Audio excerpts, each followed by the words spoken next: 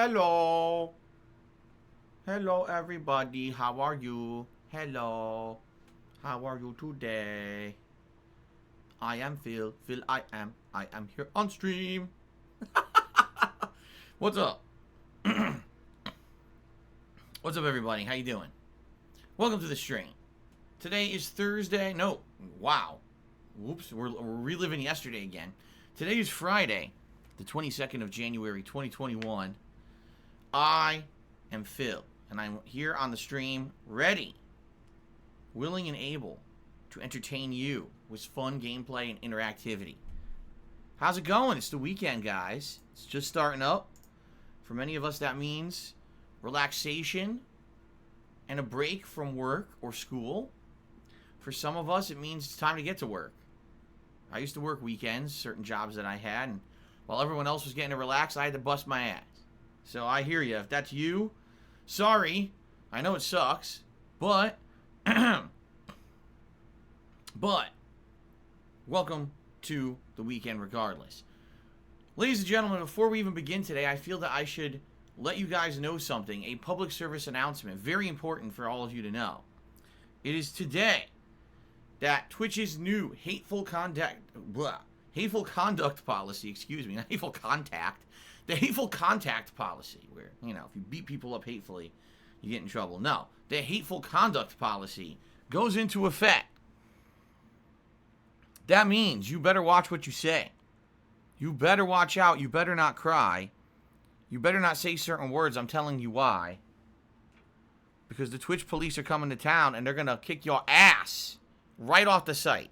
They're ready, willing, they're locked and loaded, and they're going to be monitoring very heavily every single stream. And if you say certain things, you are out of here, Buster. Let me tell you something. This is not some place where you can just start spouting off hateful words. First of all, I've never allowed hateful conduct on my streams anyway, let's be honest here. I'm not going to allow someone to just sit here and start insulting other people and doing messed up stuff. It's always been a rule of thumb. You don't insult other stream chatters. You respect them, right? It's always been part of the rules of my streams anyway, okay? But in particular, now they have certain things in effect for certain, what they consider hateful terms, all right? Now, here's the thing. The way that they're enforcing these terms, essentially, is if you're insulting someone with them, then you're in trouble. But if you're not using them as an insult, if you're just, using them as a reference. Like, for example, I can say, right now on stream, I can say, ladies and gentlemen, using the word simp as an insult is not allowed on Twitch anymore. I can say that, because that's a statement of fact. That's allowed. That's personally fine. But if you use that word to insult someone, that is not allowed on Twitch anymore. Okay? So that's how you have to handle it. Okay? Now, the good news is nothing's changing here on how Twitch is going to enforce anything.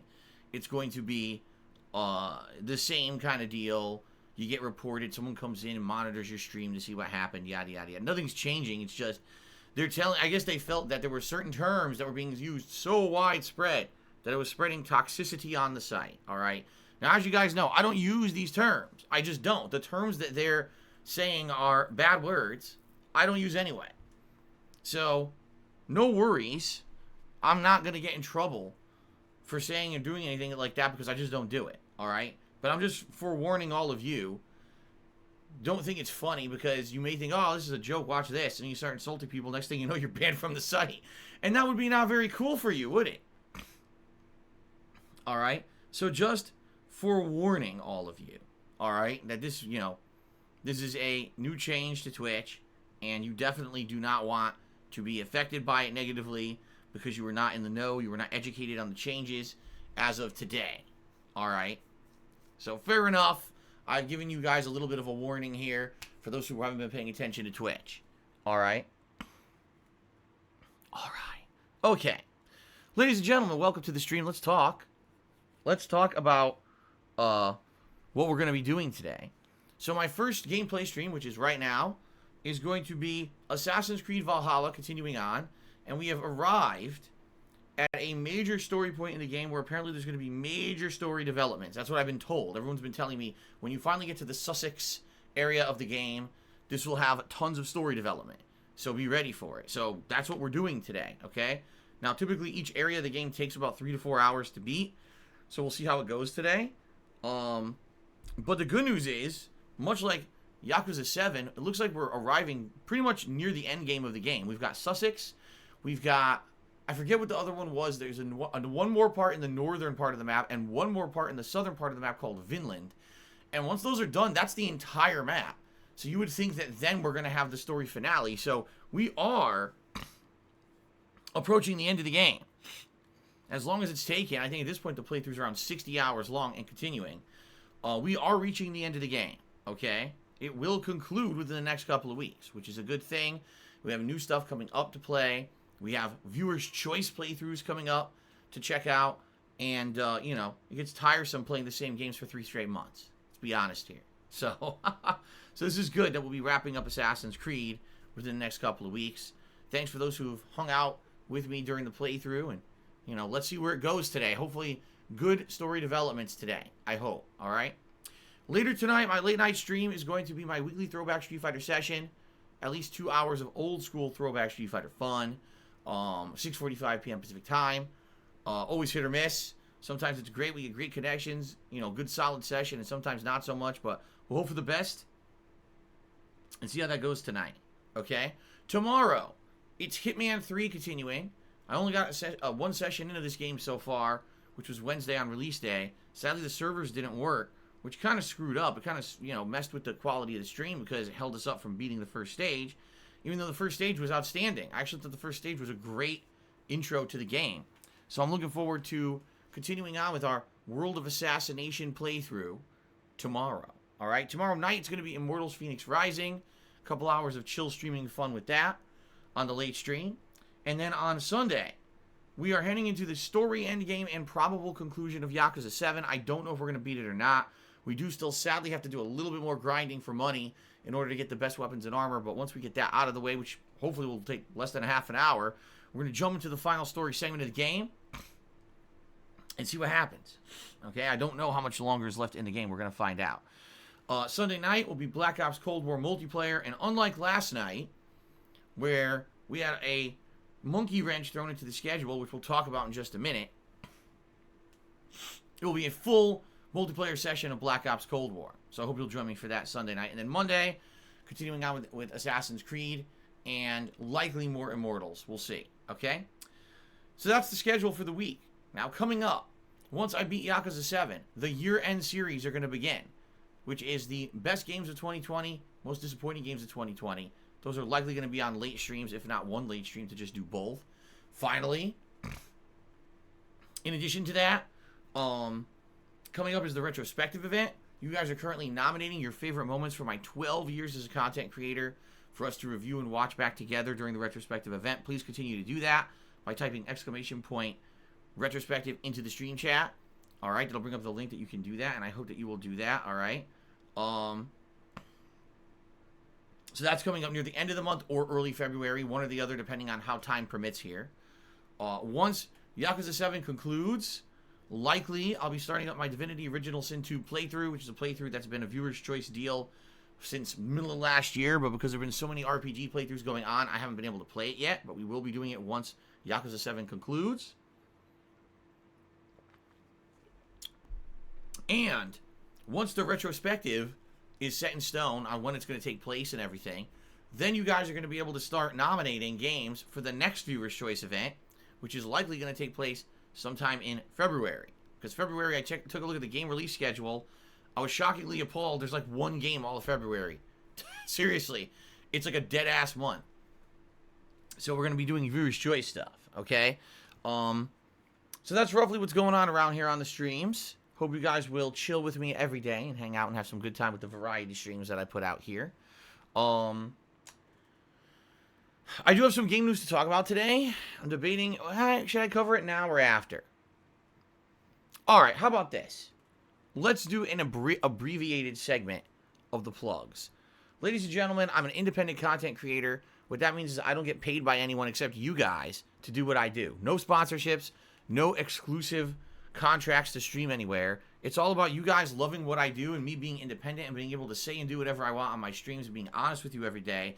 You guys appreciate that, and you crowdfund my efforts to keep doing this via cheering, subbing, gifting subs to other viewers, and tipping me. I appreciate all contributions. They are not mandatory, nor are they expected, but they are greatly appreciated because that is how I pay everything. I pay for games, I pay for food, I pay for bills, everything. It's because you guys crowdfund my streams. I'm so appreciative that for 12 years plus and still running, I've been a pertinent content creator and you guys still support me and still feel that what I do is worthwhile. Thank you for that support, all right? If you're going to be a regular on my streams and support me, a couple quick recommendations. First of all, do not use the same information you used on social media accounts or your real life as your Twitch information. People sadly will try to find out and harass you online if they can make 2 and 2 together. As stupid as that sounds, yes, they think, oh, I can get away with harassing someone online anonymously. I'll just do it. Even if there's no sense to doing it, they'll still try to get away with it. All right, so try to diversify your information. Make it so someone can't just harass you, say on Facebook or Twitter, just because they know your Twitch login handle. I also recommend you turn off direct messages on Twitch because sadly, if you leave them open, people will end up using those to harass you. Sometimes they send harassing information about the streamer or about you in general. They try to get you to click stuff to get your information. It's a mess. You don't need to have open DMs on Twitch. It's just a big Pandora's box that you don't want to open. So I recommend setting it so that only people on your friends list can DM you. All right, please look out for yourselves. All right, today, if you're going to contribute, I appreciate tips. Tips are the best way to contribute to my streams because those are funds I get right away. Not to say that cheering or subbing or gifting a sub isn't great. They all are, and they all help the channel, but it's more long-term support versus short-term support, you see? The tips help me immediately. So, if you're considering tipping today, thank you in advance. I really appreciate that. But I would ask you to go the extra mile and please create a verified PayPal account. Reason being, that adds added protections for both you and me. All right? How do you make a verified PayPal account? Well, you can add things such as your information, like your bank account number or your ID number. Basically something to link your true life identity to your PayPal account. Don't worry, PayPal will not dox that information and share it with others. If they did, you could sue them for millions of dollars. That's simply put not going to happen. But what that will do is once you become verified, you get protections and I get protections. It's called buyer and seller protection. And it means that no one can commit fraud against you. No one can send fake payments. No one can try to screw you over. It's really nice once you have it. People with verified PayPal accounts basically are awesome because that means I know that tip is real. I can count it immediately on my stream, add it to the leaderboard, give you a shout out, and not have to go through these hoops saying, oh, it's unverified. So is this person really here? Is this really you? Sadly, I get a lot of people who have been impersonating stream viewers recently with tips that are fake. In the last 4 months, I had someone committing mass fraud against me, buying hundreds of stolen credit card numbers off the internet, and then using those to send fake tips. That completely screwed over my business. There were days when it looked like I made hundreds of dollars on a stream, and I actually lost money because it was all fake, okay? So please, if you are considering tipping me, please go the extra mile to create the verified PayPal account. It'll streamline my streams. It'll make it so I don't have to do tip audits live all the time. And in general, once most of my supporters end up doing this, it's just going to be a much better experience. Trust me. All right? So thank you in advance to anyone who's done that in the last few weeks. Quite a lot of people have done it, and I really do appreciate that. Okay, guys? I got the plug segment done. Look at that. I got that done in just a few minutes. Now we can move on because I have some major gaming news that I'd like to talk about today, everybody. First of all, let's talk about yesterday's big developments. Resident Evil 8 Village. Okay? So, first off, has a release date, May 7th. And the big news from yesterday is that it's not just going to be next gen anymore. Originally, it was announced Resident Evil Village was going to be just next gen. Xbox Series S and X and PlayStation 5. And everyone was like, oh, we're okay with that. That sounds good. It means the game's going to run better. Then what happened? I'll tell you what happened. I'll tell you exactly what happened. COVID happened, and no one could get these consoles because of scalpers. If you can't buy the PS5 or the Xbox Series X, obviously that means sales of these games are not going to be great. Imagine putting all time, money, effort into Resident Evil 8, and then only about half as many people as you thought would have bought it buy it because no one has the consoles because scalpers have them all, right? So I'll tell you that's exactly what happened. And Capcom basically said, oh shit, we can't put all this money and effort into a game that's not going to sell well because no one has the console to play it on. So they basically said yesterday, oh, it'll also be on Xbox One and PS4. Now, ladies and gentlemen, I just want you to fully prepare yourself for another Cyberpunk 2077 situation. They outright said last year, that this game was going to be next-gen only. It's obvious their focus on this game is the next-gen consoles, all right? So if you're absolutely dying to play Resident Evil Village, and you cannot get your hands on an Xbox Series X or S or a PS5, and you absolutely want to take that risk, I mean, go right ahead. But I think the writing is on the wall here that we knew they were making this for next-gen. And who knows how this game is going to perform on, last-gen consoles, all right? Just being honest here, all right? So, just warn, be well aware that this is going to happen, okay? Samurai Sansa says, oh, scalpers didn't exist before COVID. Yeah, okay. That's not what I'm saying. What I'm saying is, COVID created a unique situation with the PlayStation 5 and Xbox Series S and X. How? Because no one could go to a store to buy a fucking console. It's never been like that before. The launch of every single other console, you were able to physically buy these consoles in stores. You can't do that. It's all online ordering, which is basically a scalper's fucking paradise. That's the point I'm making.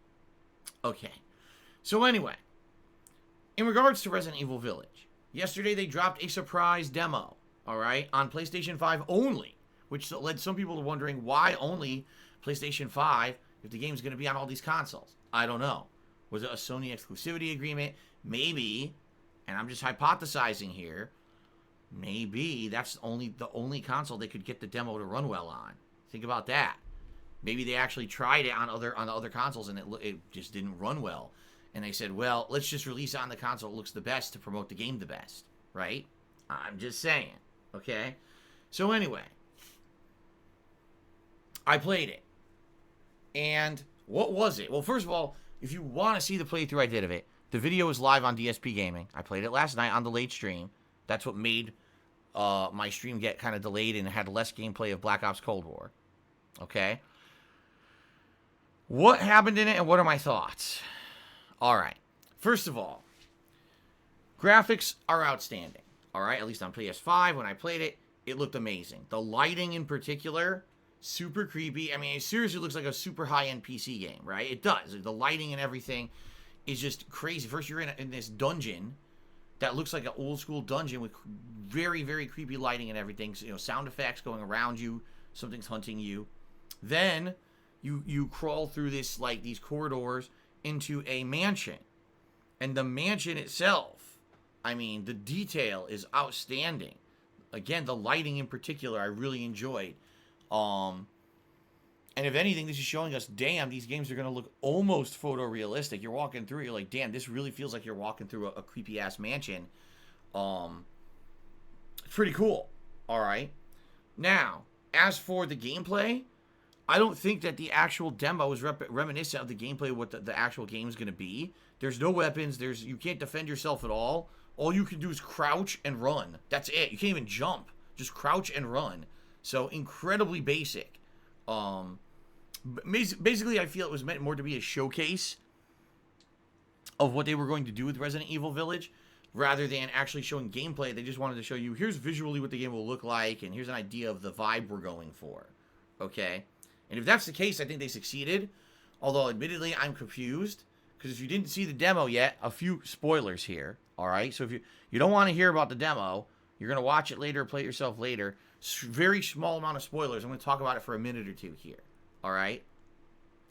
So, this demo does not have any zombies. This demo does not have any monsters. This demo does not have any virus. Which is exactly what Resident Evil's always been about. So, what the hell does it have to do with anything? I have no idea. What it does have is a woman that turns into bugs. And bites your blood, sucks your blood, like a vampire. Is she a vampire? Probably. There are plates of blood throughout the demo. So you would think this is a vampire family who likes to eat blood and gore from people. There's barrels with dead people in them, or living people in them, that I guess they're sucking the blood out of. So obviously there's some kind of thing here with a vampire mechanic or something like that.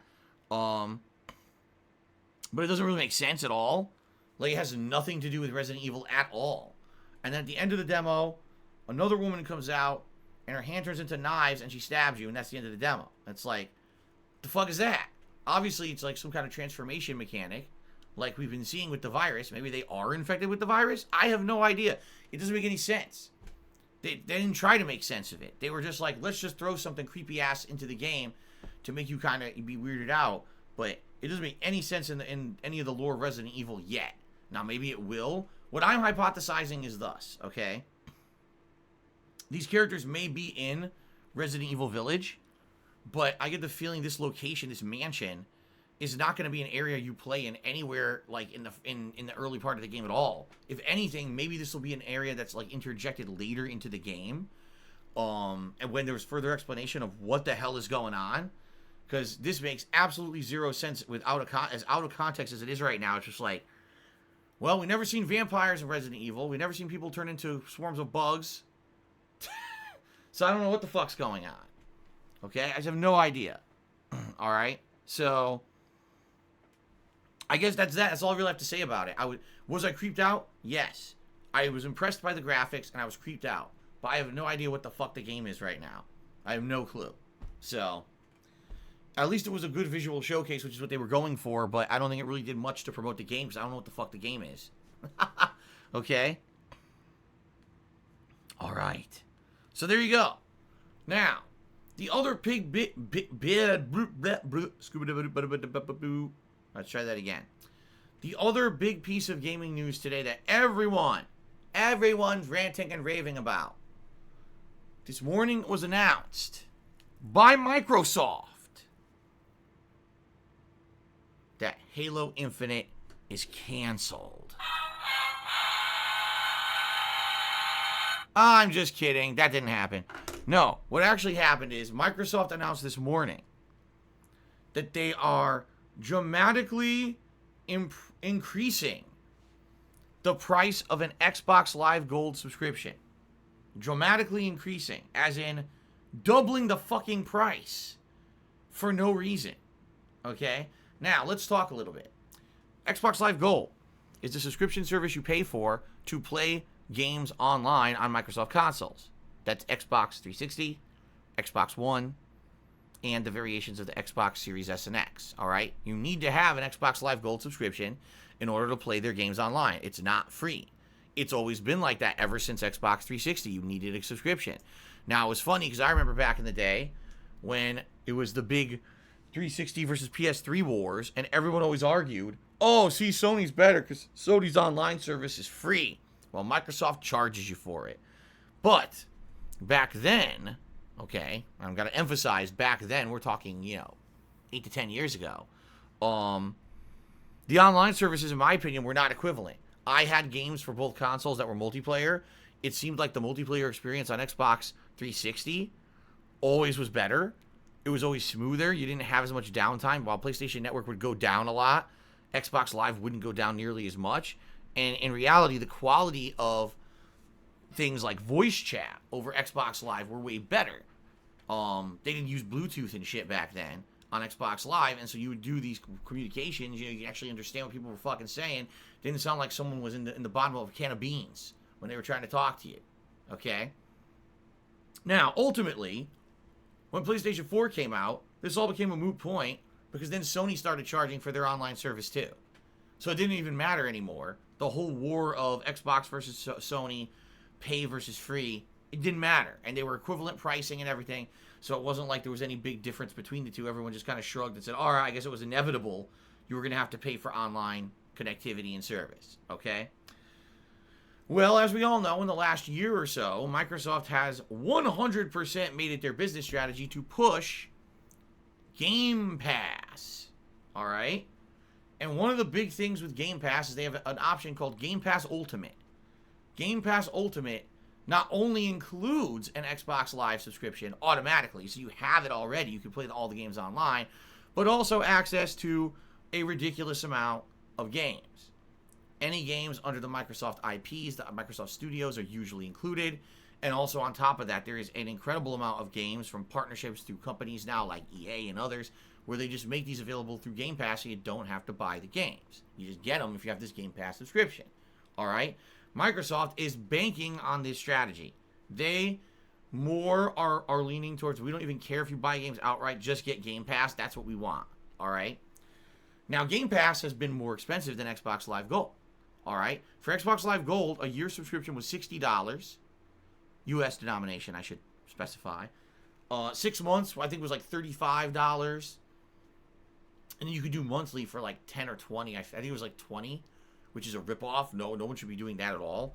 But basically, like, if you still wanted to play Microsoft games online, you had to get this. Now, if you were interested in Xbox Game Pass, maybe you don't care about the free games every month. There may be people who are legacy players who just want to play the games that they have online. They don't want to get Game Pass, and they just want to spend the minimum to play the online services. Okay? Sadly, basically those days are done because they doubled the price. So now a year of Xbox Live Gold is $120. $120 to play your games online. $60 for 6 months. Basically, they doubled everything. Every pricing was completely doubled. All right. Now, if you compare this to the cost of Xbox Game Pass Ultimate, it's only a few dollars cheaper. Like, I think Game Pass Ultimate is $15 a month. And like I said, that includes Xbox Live Gold and everything. So if you do the math, right? Oh, so you're telling me for like $3, $4 more a month, I get access to all these games plus the same online service I've always had. It's a no-brainer. I'm just going to get Game Pass Ultimate then so I can get all these games paired in with it too. You see? So I think what's going on here is Microsoft is attempting to get people to convert. All right? Now, is it ethical overnight to double the price of a service with seriously zero improvements to justify that? No, it's completely unethical. However, there's a major update which Microsoft did not emphasize in their original announcement, which is really fucking stupid. If you are a legacy subscriber of Xbox Live Gold, meaning if you've always had an ongoing Xbox Live Gold subscription, the cost of your sub will not go up. If you're on auto-renew and you always have been paying $60 a year, it won't go up. It's going to auto-renew at $60 a year. It's only for new customers, all right, who are just getting an Xbox Live Gold subscription that it's going to have the increased pricing, all right? Why they didn't emphasize that in their initial announcement, I don't know. But so many people screamed on the internet in the last few hours, like, what the fuck is going on? This is messed up. That Microsoft was forced to clarify, we're not increasing prices for current subs. It's only for new subscribers, all right? Now, that makes even more sense. They don't want to piss off their existing customer base, but they want to make it so that if you're just jumping into a Microsoft console, you're going to get Game Pass Ultimate, okay? So I understand why they're doing it, all right? I just don't understand, like, I just don't know how you could justify it. You're going to tell me now, someone who had a current subscription gets in at the lower rate, someone who's a new customer of yours has to pay double for the same service with zero differences. Huh? It just doesn't make sense. It doesn't. Like, logically, there's no sense behind it besides Microsoft wants more of your money, and they want to basically shoehorn you in to the Game Pass Ultimate subscription because you feel like there's more value to pay a few more bucks and get all those games versus basically getting almost nothing for all that extra money, you see? It's kind of a messed up strategy, but will it be effective? I think it will. I think you're going to see people just getting Game Pass. They're not going to want just Xbox Gold anymore. It's messed up, though. I just don't think, that it's moral. I think it's very underhanded and a kind of dirty practice. Now, in addition to that, all right, what you guys got to understand is this could lead to a few things. Sony may look at this as an opportunity to make more money, too. Sony might look at this and say, well, if our competitor did it, we could do it, too, right? So they could jack up the price of PlayStation Network. Now, by the way, there's been no indication that this is happening yet. All right? I want you to understand. This is all speculation. This is not me saying this is happening. I'm just saying this could very well happen now. That Sony sees their opportunity and says, watch this. We'll just do it too because our competitor did it.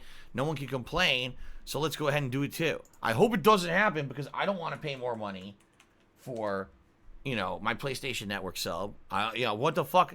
What's the point? I'm not getting anything out of it. They don't have an Xbox Live Gold program, or a Game Pass Ultimate program. So I'm getting nothing out of it. Why should I pay more, right? That's kind of messed up. So I certainly hope that that's not the case. I hope that that will not happen. In addition, once Microsoft has every single console gamer on Game Pass Ultimate, right? What is to stop them from jacking up the price?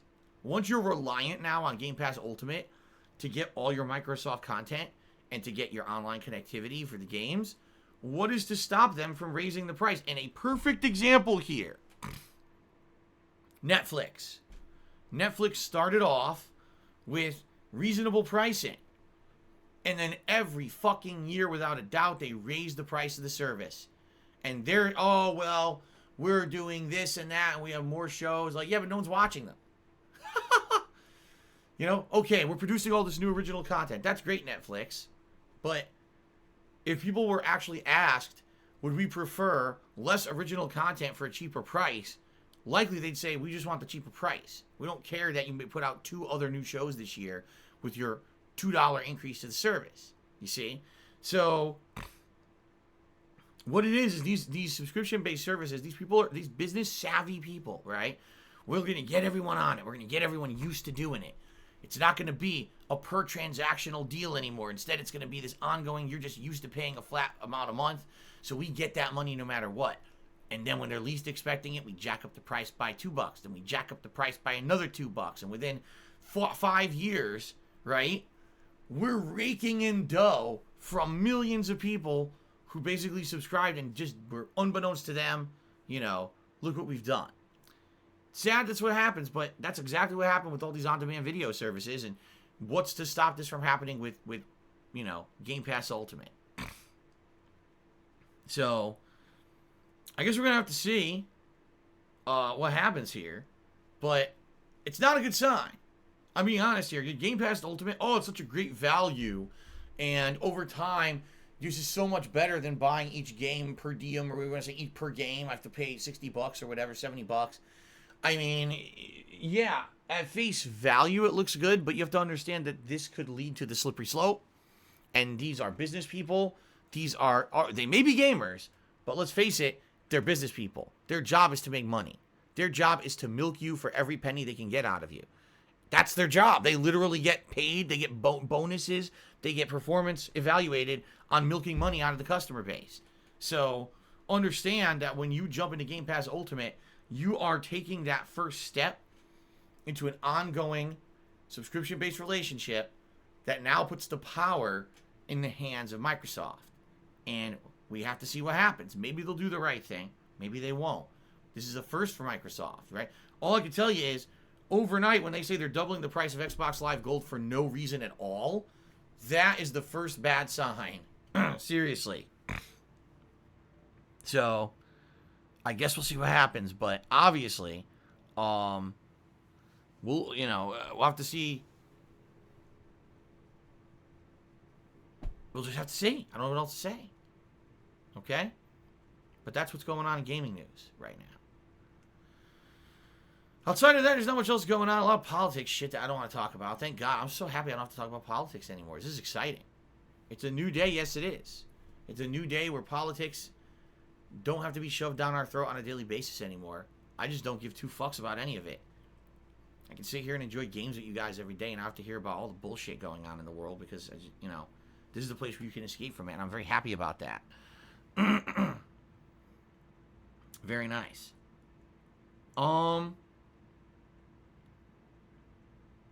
One thing that's interesting that I will mention today, this will be the last piece of news that I want to speak about, and then we'll get on to shout-outs for you guys, for your contributions. The reason I'm bringing this up is because it's definitely gaming related, alright? If you guys are fans of professional wrestling, maybe many of you are not, in which case you're not aware of any of this stuff going on. In the last couple of years, I'd say the last 4 to 5 years actually, professional wrestling and video games have had a big crossover. What I mean by that is professional wrestlers have realized that there are avenues like Twitch.tv streaming or making a gaming channel on YouTube. And by doing this, it's another way to kind of expose themselves to the internet and get exposure outside of the ring. It allows people to get to know them a lot better from just their characters that are portrayed on television. Okay? For example, Xavier Woods and his wrestling group here, The New Day, which is Kofi Kingston and Big E Langston, started a gaming channel called Up Up Down Down on YouTube that now features, over the past 5+ years, tons of different wrestlers. You know, people from the likes of Tyler Breeze, AJ Styles, The Miz, you know, tons, so many wrestlers that are gamers, and you just don't know that because they don't talk about that on TV because those are their scripted characters. But all these people have been on their shows, and it's been a really interesting experience to see the human side of wrestling. You get to learn about these people behind the scenes, and it's cool. All right. Outside of that, in the last few years, many of these wrestlers have started their own Twitch streaming channels, and you know, done their best to try to share gameplay experiences with people because they're gamers, all right? So the reason I'm bringing this up is because The Undertaker, everyone knows The Undertaker, one of the longest, you know, wrestlers, of amazing career, crazy undefeated streak at WrestleMania for so long, just a legendary guy in the wrestling industry. Everyone always saw him as a leader and behind the scenes. Undertaker would basically be a leader of the locker room. And what that means is basically people would look up to him to get guidance on how to handle behind the scenes issues and things in pro wrestling, okay? Well, Undertaker retired. Finally, he retired in November and basically said, I'm done. I'm not wrestling ever again and too many health problems. He had an official retirement ceremony and everything. So he's done, all right? Which now means that after, you know, 20+ years as this character, The Undertaker, he's finally started to do what's called break kayfabe. For those who don't know what that means, kayfabe is the industry term for having a character that you always act like and you never act outside of character. You never break character, all right? You don't reveal secrets of the industry or behind the scenes information. Instead, you're always just that character. You're always kayfabe. To break kayfabe would mean, okay, I'm admitting everything that we do on TV for wrestling is fake. I'm admitting my character is not who I really am. So it's always been this thing in the wrestling industry, okay? Undertaker has been one of the very few people in the wrestling industry. He almost never breaks kayfabe, meaning you will never see him get interviewed. You will never see him doing celebrity appearances or autograph signings. This is just something he doesn't do. He likes to maintain the mystique of his wrestling character. All right? Well, now that he's retired, he's finally breaking kayfabe. All right? And he just appeared on the Joe Rogan podcast, which already people are asking me about it. Did you see his appearance on the podcast? What do you think about his appearance on the podcast? All right? I don't know about his whole appearance. I didn't watch the whole thing. I heard a snippet. The one thing that everyone's talking about that's very controversial. All right? Undertaker made a statement. Now, I'm paraphrasing. Don't take this word for word. This is not exactly what he said. But what he basically said was, he feels the industry's kind of gone soft. Back in the day, when you used to go to the locker room for wrestling, people had knives and guns in their bags, you know? And it was like a real man's man kind of a atmosphere in the wrestling locker room. Today, you go into the locker room, you got people playing video games and hanging out and doing all this basically, I guess the best way to describe it would be nambly-pambly soft bullshit. But he didn't say that. But if you really look into what he's saying, he's basically saying everyone's basically become a wuss. No one's a hard ass, no one's a real badass anymore. Everyone's just trying to look nice. Oh, how can I look the nicest when I head out there for the cameras? Oh, let's play some video games while we wait for our match, you know? And he doesn't like that. He misses the old days. Okay? Now, the entire wrestling industry, from top to bottom, the wrestlers themselves, management, fans, podcasters, people who cover it, you know, wrestling media, have all weighed in on this opinion, because Undertaker, like I said, almost never has been interviewed. And for him to come out during an interview like this and talk about stuff like this was actually, like, shocking. People were shocked that The Undertaker, this guy who's known as a leader, would actually come out and criticize the current wrestlers for the way that they behave in the locker room. All right? So, what is my take on this? All right? My take is, you know, it's a different situation where when the Undertaker, well, you have to understand, wrestling when the Undertaker was coming up in the 90s was a different place. Just like today. Every 5 to 10 years, there's a cultural shift in all things, and things change over time. It's absolutely true. Back then, these guys who were pro wrestlers, a lot of cases, people still believed that wrestling was real. They actually thought that people were really fighting in the ring. They didn't understand that this was choreographed. They didn't understand that the outcomes were predetermined. They didn't understand that this was not actually a game of competitive sport. They thought it was. All right? So it was a different thing. These guys had to portray themselves as legitimate bad asses. Don't fuck with me because I'm a big ass motherfucker. Right? And you got a problem with that? I'll fuck you up. That's kind of how they had the role, you know? And I understand that. That was a different era. That was, you know, now everyone knows pro wrestling is scripted. Everyone knows that the outcomes are predetermined. The difference here is we respect those performers. And that's the thing. They are performance artists. They are strong athletes. They have to work out. They have to practice to do what they do. We watch their athletic prowess and we respect it. Even though we know that's not a legitimate contest of skill. It's not two people actually competing for anything. What it is doing what they're told. But if they do a good job doing what they're told, a lot of the times that could allow them to later down the road be chosen to be say, okay, because you've done such a good job, we decided we want you to be our champion now. So we're going to have a program where you're going to fight against the top contenders. You're going to become the champion. You'll hold the title for a bit. That's how this thing works. Okay? So, knowing all that, with all that now being insanely common public knowledge, all right? Don't you think it would be pretty stupid for every pro wrestler to start acting like a complete hard ass everywhere? Oh, I walk around with knives and guns and don't fuck with me, brother, because, you know, I'm bad news. It's like, dude, we know that it's all, the fighting in the ring isn't real, all right? We know that. And what's actually funny about all of this is over the years when you actually hear backstage stories about pro wrestling, okay? What you actually hear is that the people who would never, or the people who maybe don't necessarily get the biggest attention on television, maybe actually some of the biggest badasses in wrestling. All right, so for example, give you an example here. I remember back in the day, early 2000s, there was this group called Evolution in WWE, and it was a group of Triple H, Ric Flair, Randy Orton, and Batista. That was the group, all right? And at one point, Batista had broken away from the group and was getting this individual push as a wrestler, as a singles guy. He wasn't part of the group anymore. And apparently when this was happening, he got huge ego, like giant fucking ego, okay? Thought he was hot shit. He was more important than everyone else back there in the locker room, and he was pissing a lot of people off. He was a young guy, but Batista is a huge guy, by the way. He's a ginormously muscled guy, but he was basically a cocky asshole, and everyone just like had enough of this asshole. So one day, he was mouthing off again in the back, acting like a dick, and a wrestler named Booker T, who, for those who don't know, Booker T is an actual tough guy. In real life, at one point, he was a convicted felon.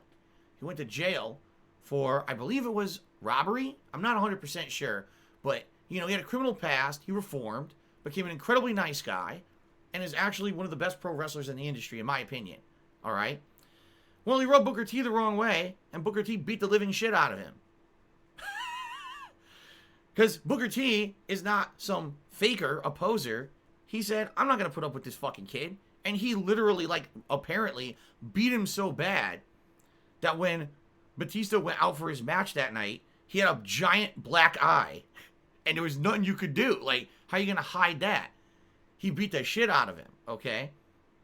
So it's not to say that everyone in pro wrestling is some kind of a pansy, all right? But the point I'm making here is that in the modern era, this is not like it used to be. I understand where the Undertaker was coming from. Man, I missed the days when everyone was a real badass. All right, I hear that. And, you know, I can make the comparison. All right? Back in the day when I was growing up, I was a part of the arcade community. Physical video arcades. Where you would go to a building, go inside, there'd be all these arcade machines. Wall-to-wall arcade machines. Racing games, shooters, beat-em-ups, puzzle games. Yes, Bamani games and music games became all the rave at one point. And, of course, for me, the big thing was fighting games. Competitive fighting games. Okay? And it was, my God, was it a unique experience to play those games in person. Because people from all walks of life would show up to play Street Fighter. Kids, full adults, you know, people of all races, creeds, you know, it didn't matter who you were. It didn't matter who you were. You could play Street Fighter and compete, right? And over time, I was exposed to a lot of stuff. Let's just put it that way. Bullying, absolutely. Bullying was a huge part of the arcade culture. Someone acting like a badass, like, oh, look at this, I can beat you up in Street Fighter, I'm such a badass. And, oh my God, if you insult me in here, we're going to go outside and we're going to fight. And stuff like that. Like, I saw it all the time. I told you guys the story before, all right, about the kid white teenager, who was playing Street Fighter 2 Champion Edition and was basically beating the shit out of this other guy. I don't remember who the other guy was, okay? And was talking shit the whole fucking time. All right, now this guy was not a regular at our arcade. This was some guy who just wandered in to play the game. So the white kid's talking massive shit to this other guy. He beats him, and the other guy turns to him, and he says, you know what? I'm going to be outside waiting for you. Have a nice night. And he walked out. And basically, the guy sat in the parking lot all night, waiting for the kid to come out there, because he was going to beat the shit out of him for talking shit to him the whole time.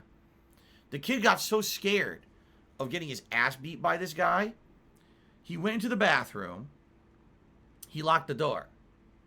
He was like, I got to get out of here. The arcade had no back door, just a front door. So there was no way for the kid to get out and sneak out of the building. The guy was waiting for him in the parking lot. So the kid crawled into the ceiling tiles of the arcade, somehow thinking that if he did this, he would find a way through the ceiling tiles to sneak out of the building. Don't ask me how he thought this, but he thought this was his best course of action. Okay? So he got stuck in the ceiling tiles, and they had to call the fire department. And basically the kid ended up not getting his ass beat because he embarrassingly had to get pulled out of the ceiling. So there you go. He told everyone, this is why I did it, because someone said they're outside beating me. You know, obviously, when the fire department showed up, the people who were going to beat him up left. Okay? Obviously. But anyway, this is just one story I can tell. Many times I told you guys there was this one guy named Joe who was in his 20s. He was a giant guy. Huge. And he was a very nice guy, but he also was a little handsy. So if you if you beat his ass in a video game, he'd get angry. And many times he would pick me up and spin me around like he was going to pile drive me onto the arcade floor and say, that's it. I'm going to drop you on your head because you beat me in Street Fighter. And he did this to me quite a few times after beating his ass in Street Fighter. But he was a nice guy. He was just being stupid. It's kind of this locker room mentality of dicking around with each other. It's like almost like a rite of passage, a hazing thing, right? That's how it was back then. It was very much a male-oriented culture around arcade gaming. Yes, there were threats. Yes, there was tons of shit-talking. Yes, there was even some physicality. I've seen fights over fighting games and stuff like that. As stupid as it sounds, it's pretty... today you would call that toxic mentality. All right? But back then, that was normal. It was kind of like, the same kind of shit that would go down at, say, a university fraternity, right? It was the same kind of shit. And that's what I witnessed there. That was normal to me. Growing up in the 90s, going to a physical arcade, that's exactly what you would have to put up with. All right? If you wanted to play Street Fighter competitively in an arcade, that's what you had to put up with. When I started traveling for tournaments, it changed because people were doing that. I mean, were they talking shit? Yes. But did you outright see people fighting each other? No. None of that. Because now it was a different thing. It was people from all different places around the country and stuff. People traveling internationally. They want to get beat up at a fucking tournament. It was different. And over time, things changed. Now, fighting games are mostly played online. Let's be honest here. Are there in-person tournaments? Yes. But most people who play fighting games are playing them online. You don't even have that in-person element anymore. You don't have that cultural element that it's a kind of a locker room deal, a boys club, and you don't get the shit talking anymore. Like, none of that exists anymore. And when you go to a tournament now, all that's banned. You can't talk shit to your opponent outright in the middle of a competitive tournament. You'll get in trouble. Okay? So, that's the deal, is that it's very different now. Okay? So, you're telling me that you could say today's modern fighting games are a bunch of pussies, man. Man, I really miss those days when I used to play Street Fighter in arcades, and after I beat someone, they would turn me upside down and pile drive me onto the floor of the arcade. Oh, I miss that so much. I really miss when people got so heated about talking shit in a fighting game that they said they were going to wait to beat the shit out of them outside so they would crawl into the ceiling tiles of the arcade to escape. Oh, I miss those days. Like, no, I don't. I'll be honest with you. I don't miss those days. Were they fun? Of course they were. But times change. No, I don't want to go back to that. That was definitely a learning experience, and things are very different now. Would you much rather go to a civilized tournament where everyone has to be respectable and it's about the skill, or would you rather go to a tournament where it's about intimidation and threats and fighting and shit? You see what I mean? Kind of a different experience. I'd be much more happy to go to a tournament today, likely, and just kind of relax and just say it's all about the game, rather than have to worry about there's someone outside who wants to beat you up. Okay? But that's basically what the Undertaker is saying. Oh, back in the day, everyone was a badass, and everyone had guns and weapons on them, and everyone had heat in the locker room and everything, and everyone today is just a wimp playing video games. And what are you talking about, dude? Like, I get it, but at the same time, like, times change, and if you don't understand that, maybe it's time to move on. Maybe it's time to stop being interviewed about wrestling altogether and go do something else with your life, because it's obvious you're out of touch with modern reality, And that's me, someone like me, who grew up in a different time and era of gaming and understands how different things were, but I understand why they became how they are now. I mean, let's be honest here. COVID has changed the world in the last year, right? And now everything's online. So, good luck getting that old school mentality of fighting games. It doesn't even exist. You can't even have an in-person tournament anymore, right? And who knows when that'll even resume. It's pretty tough, all right? And for me, it's like, I don't know. Maybe we were all heading this way to begin with. I hate the fact that everything's virtual, obviously. I like doing certain things in person. I like sitting down to a nice meal at a restaurant with my wife, enjoying the atmosphere, the music that they play, getting a fresh meal fresh out of the kitchen, prepared nicely. The presentation's amazing.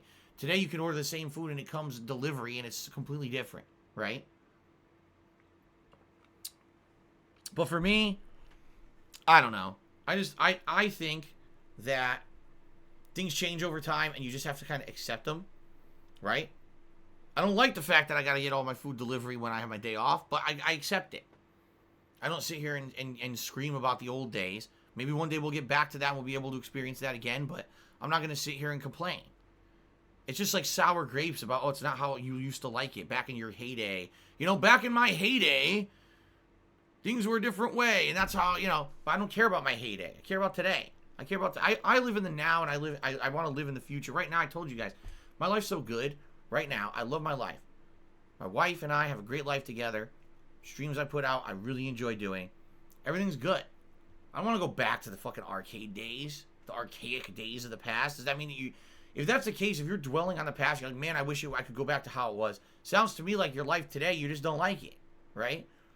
For me, it's like, I love every day, so why would I ever want to go back to the arcade days of fighting games, right? Why would you want to go back to the old school days of wrestling? Isn't your life good today? Be happy you went through that. Take that as part of your life experience and say, I am where I am today happy because I went through all that back then. It's good that it happened, but let everyone else do things the way they want to do it, right? So that's my take on it anyway. And of course, people in the stream chat, sadly, a lot of them just complete jackasses, have to completely make fun the entire time I'm trying to say something serious, and they have to be dickheads about it because that's what they do. They sit there on the internet and they try to make you look stupid because they feel bad about themselves in their own real lives. So they think by demeaning the person trying to make a point on stream, allow me to try to look better and feel better about myself, when in reality, all it shows is that you have the smallest EP-ness of anyone around here. So congratulations. Anyway, thank you guys for listening, and now it is time to move on. Shout-outs for those who've contributed. All right. Here we go.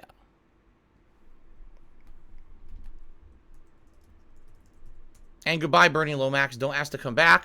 You've been very toxic the past few days. You want to be toxic on my pre-stream today, you can get the fuck out and not come back because you're a shithead. Goodbye. Okay. Let's continue. So, here we go. Overnight contributions. Let's do some shout-outs. Tanamounder did a 100-bit overnight cheer. Thank you very much, Tanamounder. And don't worry, Bernie Lomax will come back and beg to come back and apologize profusely for his behavior. And I'm going to laugh and say, go fuck yourself, because I've had enough of his shit. He's a fucking asshole. Okay. Tanamounder, thank you for the 100-bit overnight cheer. I appreciate that. Golden Colts did a 60-bit cheer. And he says, if you were stuck on a deserted island, you can only have 3 pieces of cookware and utensils. Which would you choose? If you're on an island, I don't think you care too much about cookware or utensils. Obviously, a sharp knife is incredibly important, right? But how do you keep that knife sharp? It's going to dull over time. So maybe you need a knife sharpener. And then I would choose a cheese grater. Not that there's any cheese on the island, but maybe I just want to, like, I don't know, peel. I want to make some nice fresh zest off of a coconut or something. I don't know. What a silly question. Internet Famous McCroy has gifted a subscription to Snow Carlson. Congratulations, Snow Carlson, and thank you, Internet Famous McCroy. Snow Carl resubscribed for 6 months. Thank you, Snow Carl, for the resub. Let's see here. Okay. Knows Nobody is the first cheerer of the day. So let's get Knows Nobody up on the leaderboard here.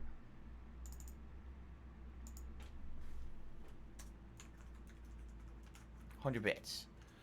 And Knows Nobody says, Resident Evil 8 has got me hyped that I'm going to now play the DLCs for Resident Evil 7 I never touched. Did you like them? Yes. I'm trying to remember.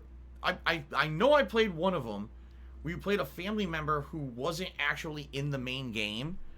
And you play this family member. And you do, basically you're fighting against the other family members and stuff that are mutated. And I really liked it, actually. I thought it was quite good. You're like a superhuman. And at one point, you're like fighting fucking alligators and shit in the bayou. It was pretty cool, actually. I really enjoyed it. But in regards to that, I'm trying to remember. I think there was another one. I know there was a DLC where there was someone in a bedroom or something, and you had to solve a puzzle to open like a suitcase or some shit. I never played that one. Was there a third one? I can't remember. There might have been 2 story-based DLCs, and I can't really remember. You know, you're talking 4 years ago, right? So I can't really remember everything about that game. But I remember the DLCs I did play, I actually did enjoy. So, thank you, Knows Nobody. The first tip of the day is from Angelo Bestia, who tipped me $17. And says, I'm looking forward to Hitman tomorrow. I really enjoyed the first session. I love the Hitman games, very unique. My gripe is with the movie. What do you think of Timothy Oliphant's performance as 47? He's supposed to be stoical, but it was too hunky for me. I never saw it. So I cannot actually respond to that at all. Honestly, I had forgotten they even made one. I totally had forgotten that they had made a Hitman movie until you just mentioned it. So, yeah, I can't react to a movie I've never seen. Sorry about that. But thank you, Angelo, for the first major tip of the day, $17. I appreciate that. Jack Seabath did 100 cheers. Have you ever eaten a cannoli? What is an original cannoli like? I just tried one for the first time, although sadly it was a Walmart brand. I'm sure it's nothing like the authentic stuff. So a cannoli looks like it's going to be some kind of a sugary pastry. It is not at all, okay? It is much more, how can I say? So first of all, the casing of a cannoli is not like sugary sweet. It tastes more almost like, how can I explain it? All right. You ever had an egg roll? Okay. Now, don't think deep fried flavor of an egg roll, but just think the consistency of an egg roll. It's kind of like that, but a little bit harder, actually. That's actually the cannoli casing, and it tastes more like, almost like a fried breading than it does anything sweet. It's not sweet at all. The filling of a cannoli also is not overly sweet. It looks like it's frosting. It's not. It's an egg-based custard-style deal. And it has a unique flavor to it that if you like it, it's really good. It's rich. But a lot of people take a cannoli and think, oh, this is going to be like a sugary, soft pastry deal. It's not at all. It's completely different. Now, you may have noticed when you get cannolis, some of the things that they will very frequently put on cannoli is dusted sugar or a drizzle of something like chocolate. The reason they do that is because that makes it sweet. It creates a contrast of flavor, because when you just eat a cannoli, it's kind of eggy. It kind of has a little bit of cheese flavoring to it, and it's a thick custardy flavor. By adding that sugar to it, it makes the flavors play off each other, and it makes it taste really good. Okay? But I've only had a few cannolis in my life, and I thought they were okay. My dad used to go to an Italian bakery and buy like a box of cannolis and eat them, and I only had maybe one or two. I thought they were all right. But then again, I was younger. Like, I was a kid when I ate them. If I ate them as an adult, maybe I would actually appreciate them more. Because when I was a kid, let's face it, when you're a kid, you got a sweet tooth. You're looking for sweet, sweet, sweet constantly. And the cannoli was not sweet, sweet, sweet. You know what I mean? All right. Continuing on. Chibi Walk has done a 100-bit cheer. Thank you to Chibi Walk for the 100-bit cheer. Angelo Bestia gets the sub to Silent Weapons 3. Congratulations, Silent Weapons 3. And thank you, Angelo Bestia. Angelo Bestia cheered again. So you're doing your favorite games of 2020 still? Yes, as I said. Once we wrap up Yakuza 7, all right, then, since it'll be done and I can properly rank it, then I will be doing my best and most disappointing games of 2020 countdowns. Angelo Bestia cheered again. Many contributions from Angelo Bestia this morning. Thank you very much. He says, when games enter development like hell... Oh, wait a minute. Let's try this again.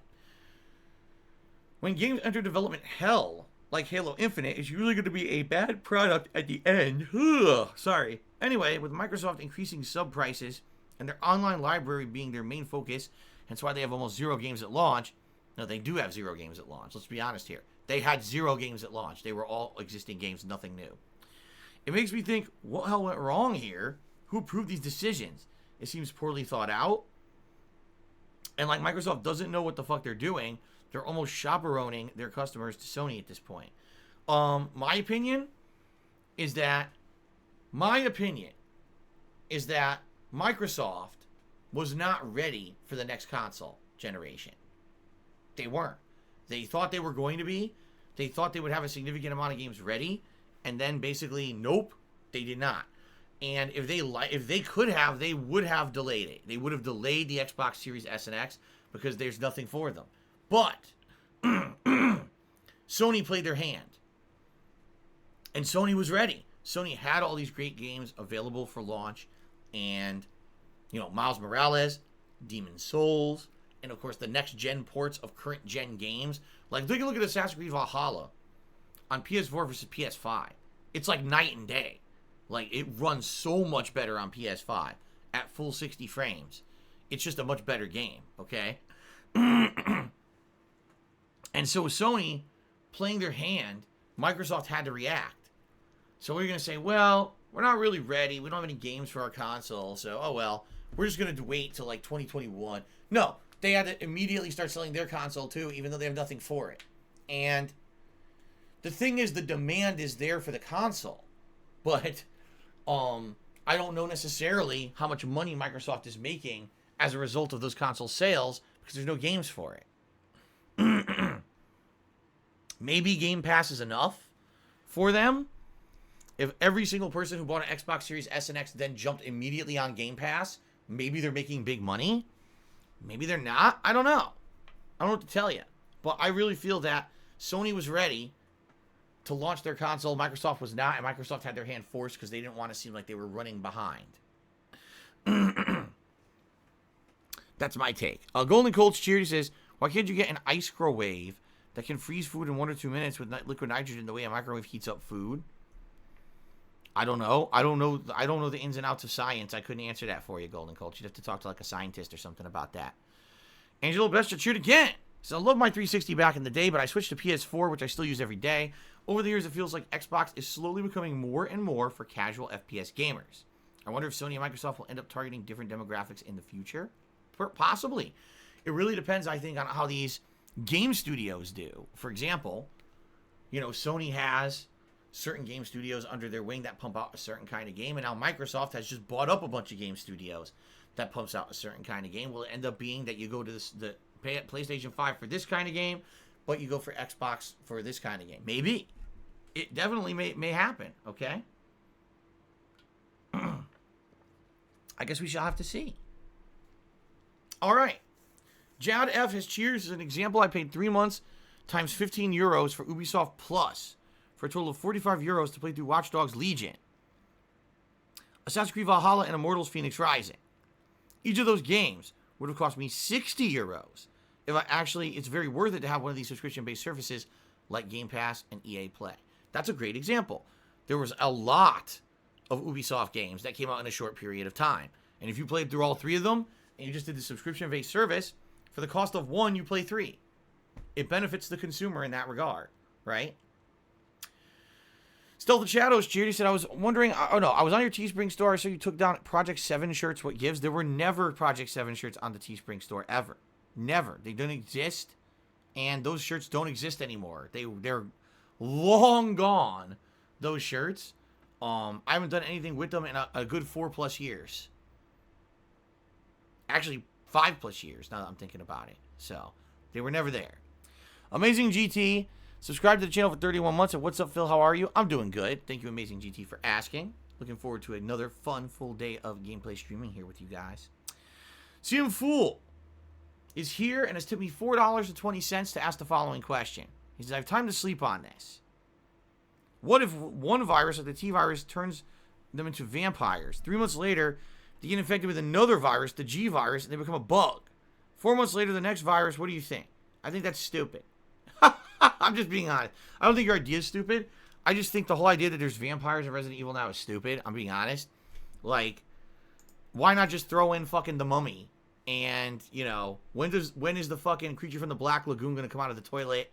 And maybe there'll be a spooky ghost coming out of the closet. And you just call it, Boo! Halloween!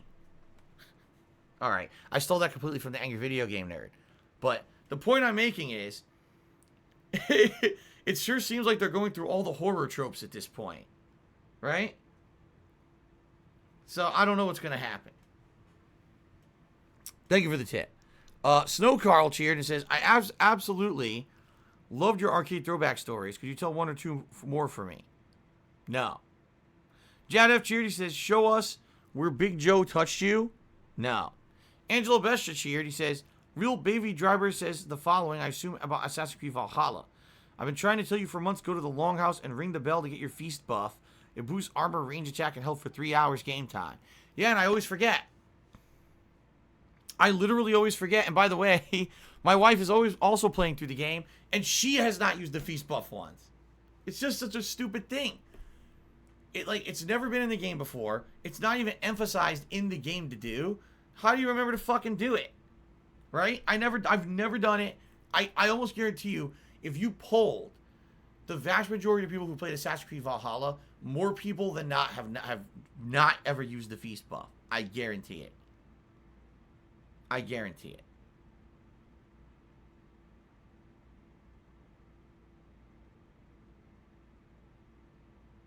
Jack Seabath, thanks for the cheer. There's absolutely no way I'm reading that disgustingness on my stream, but thank you for the cheer.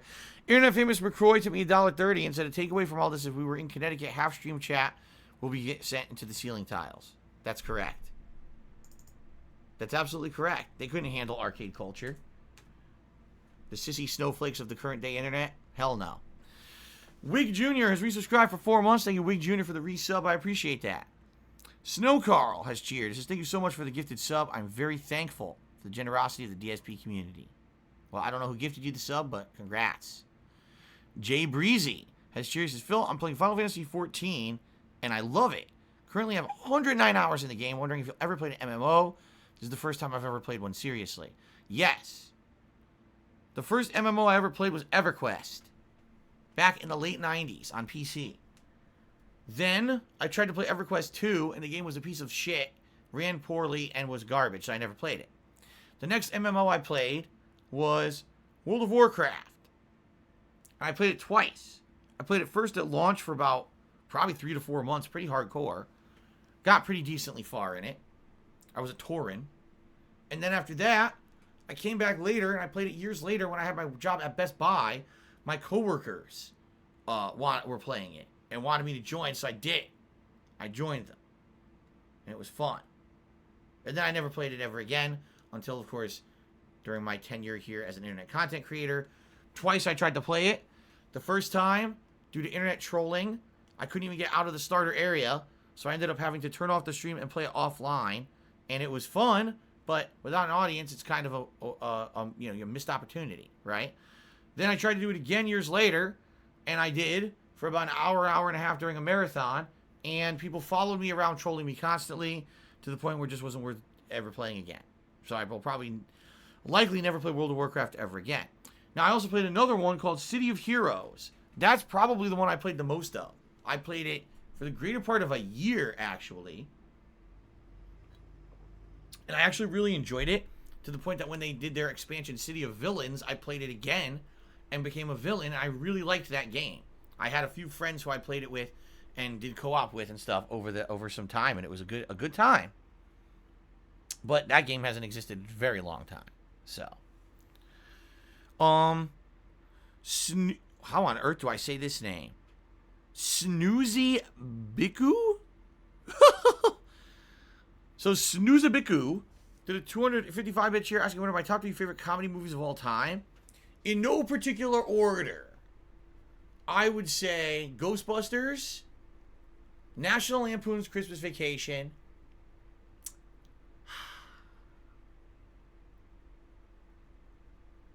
and Scrooged, but I would actually argue that Animal House is probably around the same level, but I've probably seen Scrooged more times. So there you go.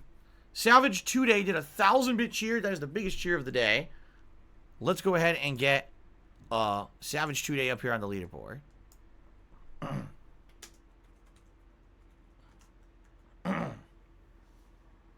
Okay. So he says, hey Phil, I really enjoyed your Silent Hill 2 playthrough many years ago. You think the golden era of survival horror games have passed? Most horror games now depend purely on jump scares, sadly. Well, here's the thing. Definitely horror games have gone in a different direction. Back then, everything was fixed camera angle, limited weapons and ammo, and it always felt like you were backed against the wall and the odds were against you. Today, modern survival horror games, most of them seem to be first person, just run around and dodge whatever's after you, hide out, solve puzzles, right? Not to say there weren't puzzles in Resident Evil and Silent Hill, but it just seems like those are the main gameplay elements of modern horror games now. Compare Amnesia to Silent Hill. They're not even close to being the same game. Like, not even in a remote way are they similar games. But they're still horror. I think the whole jump scare thing... I think the whole jump scare thing was always a part of horror. Whether it was movies or video games. Jump scares are always going to be an integral part of the horror experience. As long as the only scary thing about a game is not just jump scares, you know what I mean? If the game's just jump scare city and there's nothing else scary about it, then, like, all right, Five Nights at Freddy's. Seems like the only thing scary about that game is jump scares, because all of a sudden one of the animatronic dudes jumps out, you're dead. Outside of that, what's scary about that game, right? So that's not scary to me. A game that has different kinds of horror. So, alright, yes, there's jump scares, but also you may run out of ammo, you may not have health, you don't know where to go, right? Creepy camera angles and atmosphere, psychological horror, an ongoing mystery. What's the story of what's really going on? What's the cause of the supernatural element? What's happening? Those are all elements of a horror game that build it to be a complete whole. If you just have jump scares, that's not a good horror game in my opinion. Now, has the day of the good horror game passed? Well, not necessarily. We've had some really good horror games. I mean, Resident Evil 7 was outstanding. I would argue that we've had some pretty good horror games. Like, for example, Little Hope. Your first playthrough of Little Hope, quite good, man. When you don't know what's going on, and even though the game doesn't even have that many gameplay elements to it, it's a pretty good horror movie simulator, I feel. So, I would argue there are still some games that do it well, although for every game that does it well, you probably got 5 that are cheesy and not worth your time, you know? But that's how life works, I guess.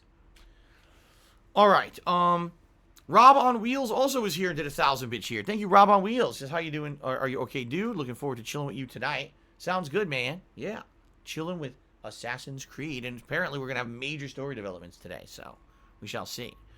Golden Colts resubscribed for 44 months.